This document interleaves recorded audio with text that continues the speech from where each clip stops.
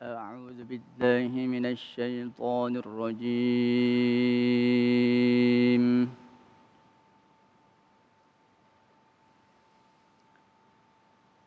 بسم الله الرحمن الرحيم.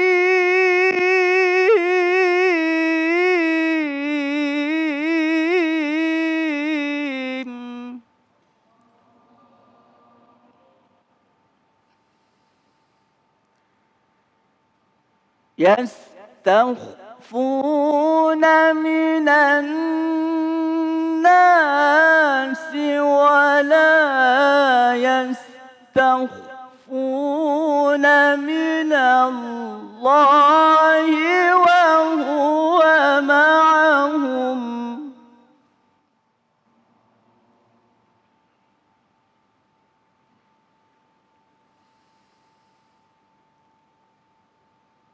وهو معهم إذ يبيتون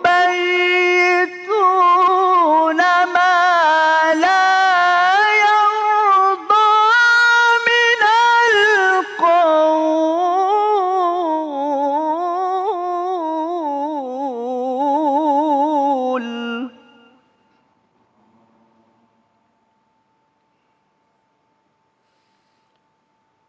وكان الله بما يعملون محيطا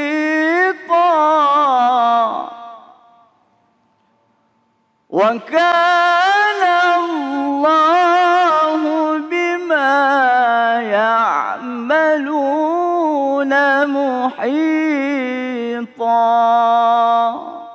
صدق الله العلي العظيم.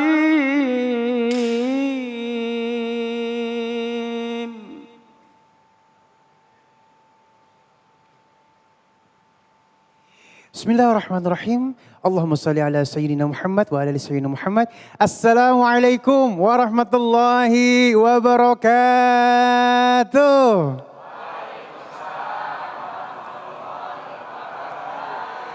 Alhamdulillahirrabbilalamin, kembali lagi di Cahaya Hati Indonesia. Bagaimana pemirsa kabarnya di rumah? Mudah-mudahan dalam keadaan sehat walafiat, Masya Allah ya. Dan sebelum Ali membacakan tema kita pada kesempatan kali ini, Ali ingin sapa dulu jamaah yang sudah hadir di tempat ini. Assalamualaikum. Masya Allah, sehat semuanya. Alhamdulillah, alhamdulillah harus semangat ya Masya Allah ya. Ini dari majelis taklim mana? Al-Muhajirin, Masya Allah ya. Mudah-mudahan hari ini banyak ilmu yang barokah yang kita dapatkan. Amin ya Rabbal Alamin. Baik, ada 3 tema yang sangat luar biasa. Yang pertama nih, maksiat kuat, sholat tak terlewat. Banyak yang begitu banyak? Banyak pastinya ya, Masya Allah ya. Yang kedua, Allah selalu mendorong manusia untuk bergerak. Dan yang ketiga, jangan jadikan rumah sebagai kuburanmu. Namun sebelumnya Ali ingin juga mengajak seluruh yang ada di masjid ini dan pemirsa di rumah untuk menjaga 5M ya. Yang pertama, mencuci tangan, menggunakan masker, menjaga jarak, menghindari kerumunan, dan yang pasti kita harus membatasi pergerakan kita ya. Jadi kalau misalnya nggak penting-penting di rumah aja pastinya ya. Dan insya Allah kita akan bertemu dengan guru-guru kita yang dimuliakan Allah Subhanahu Wa Taala. Al-Habib Nabil Al-Musawa, Kiai Haji Fikri Haikal MZ, dan nanti juga kita akan bertemu dengan guru kita yang dimuliakan Allah Subhanahu Wa Taala, Ustadz Syam buat ngaji yuk. Dan sekarang kita akan masuk ke dalam tema kita yang pertama. Bismillahirrahmanirrahim. Maksiat kuat, sholat tak terlewat. Bersama guru kita yang dimuliakan Allah Subhanahu Wa Taala, Al-Habib Nabil Al-Musawa. Allahumma sholli ala Sayyidina Muhammad.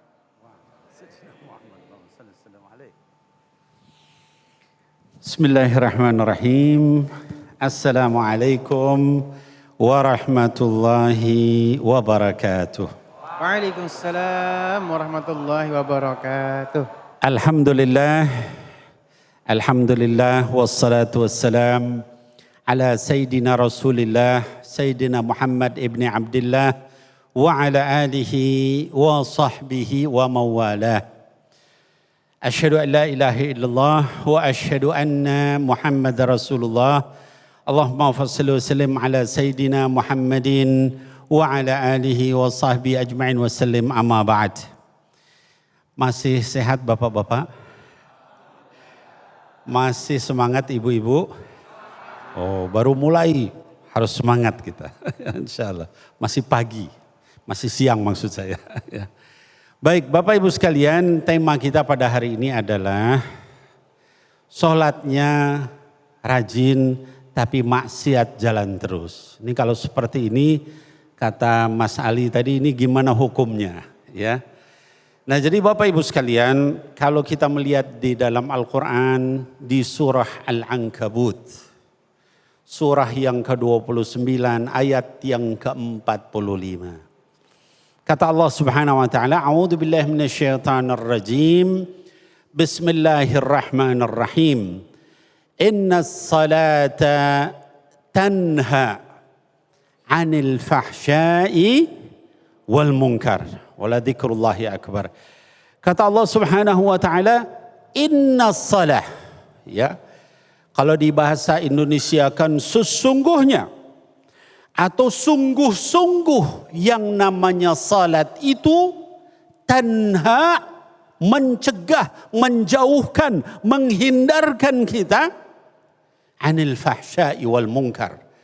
Dari segala macam perbuatan yang keji dan dari segala macam perbuatan yang mungkar. Apa bedanya Pak antara keji dengan mungkar? Ada yang tahu Bu? Wah, senyum itu banyak arti. Bisa paham, bisa bingung.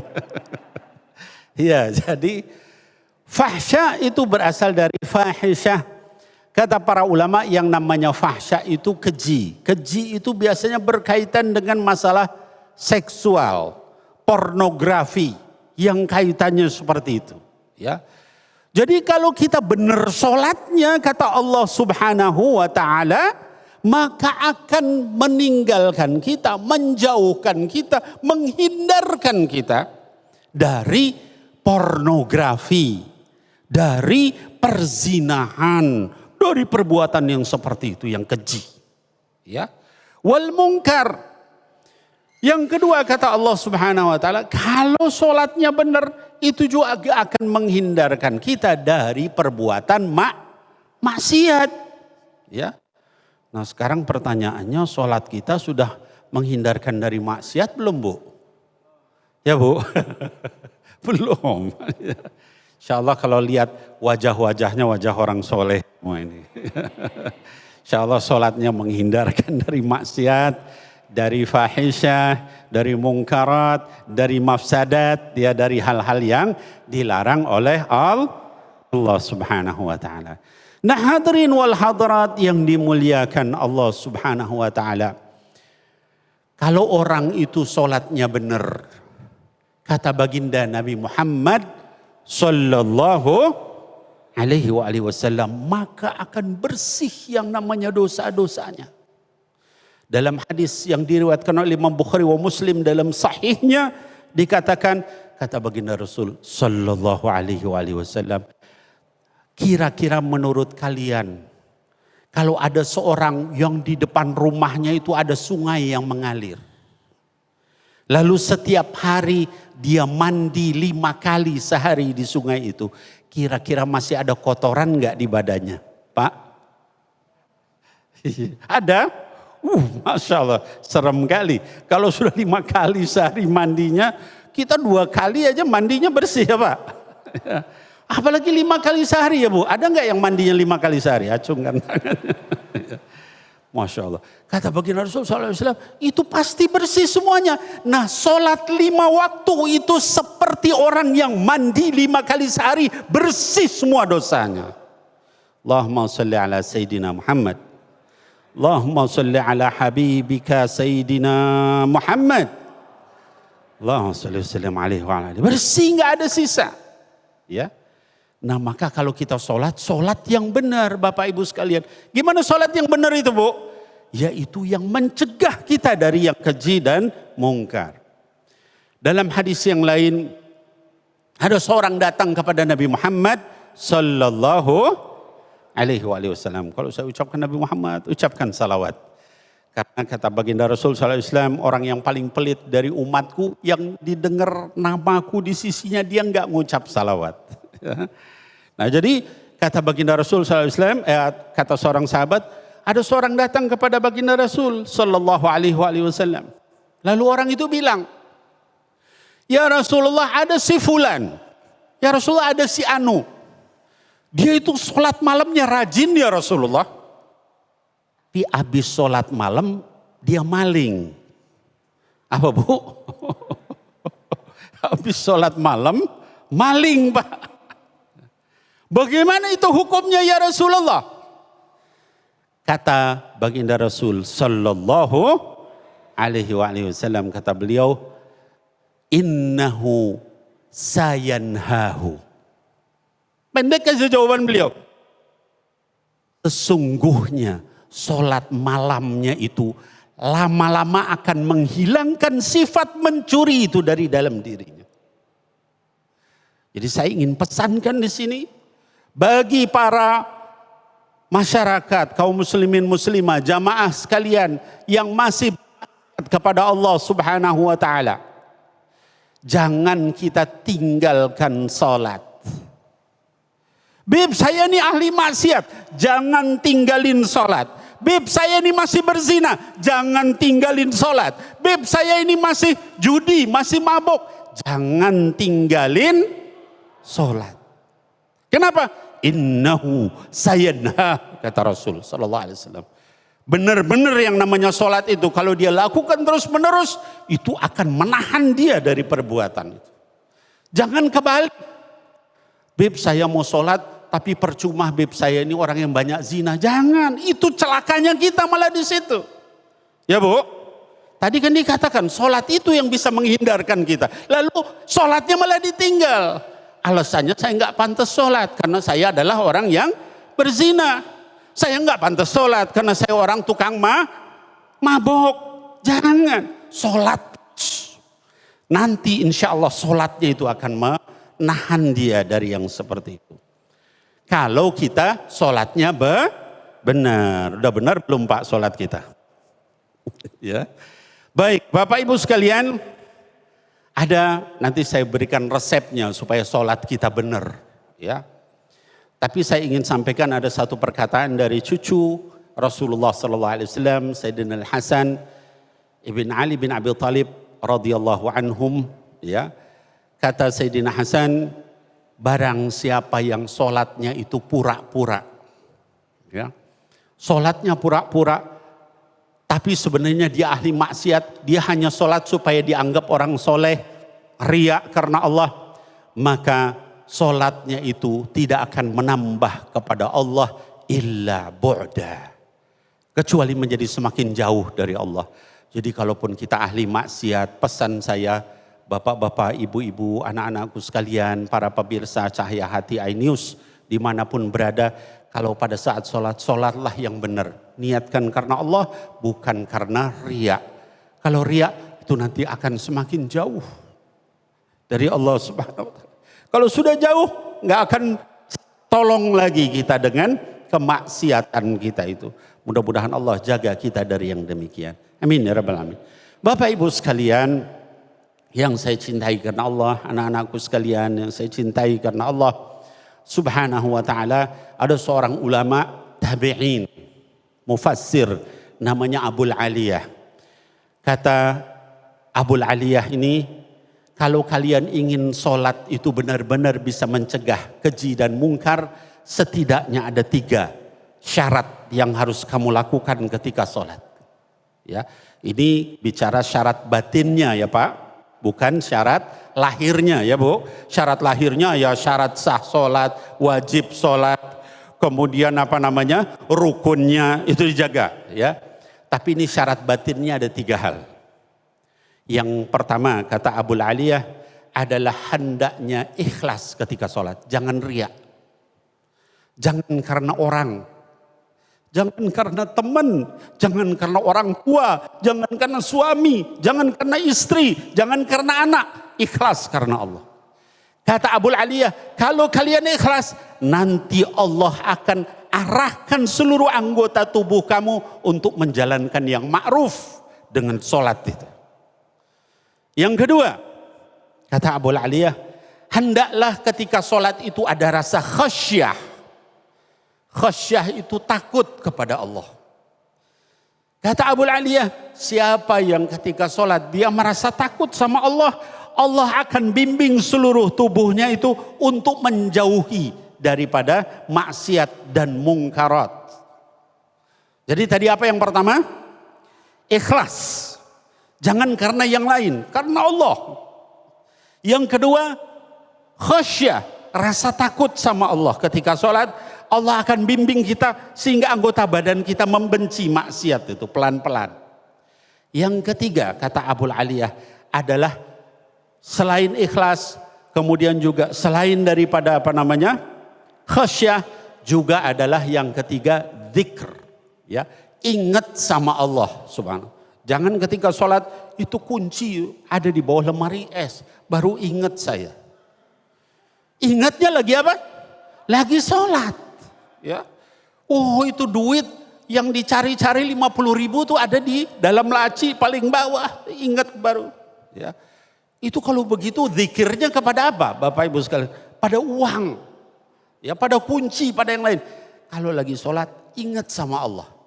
Kata Abul Aliyah, kalau kalian zikir ingat sama Allah Subhanahu Wa Taala, maka dengan sholat kalian itu Allah bimbing seluruh anggota tubuh kita untuk mentaati perintahnya, menjauhi larangannya.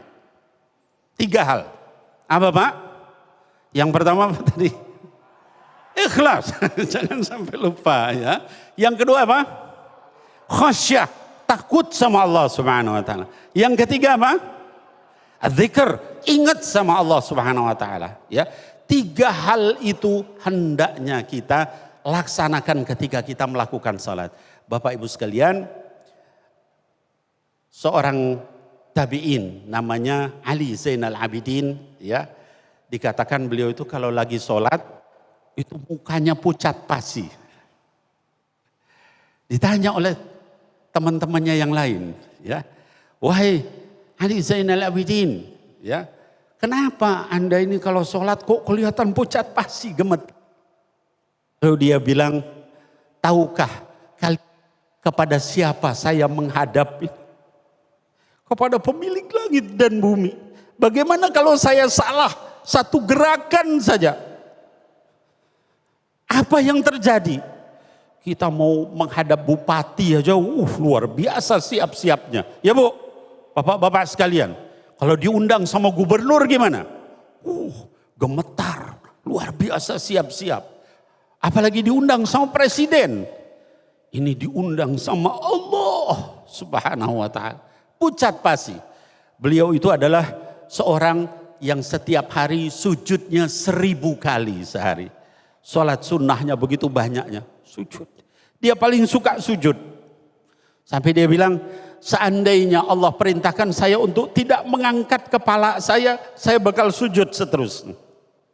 Saking apa? Saking tahu betapa tingginya Allah. Betapa mulianya Allah, betapa sempurnanya Allah, dan betapa banyak kekurangan kita, maksiat kita, kelemahan kita, semua yang tidak baik ada pada diri kita.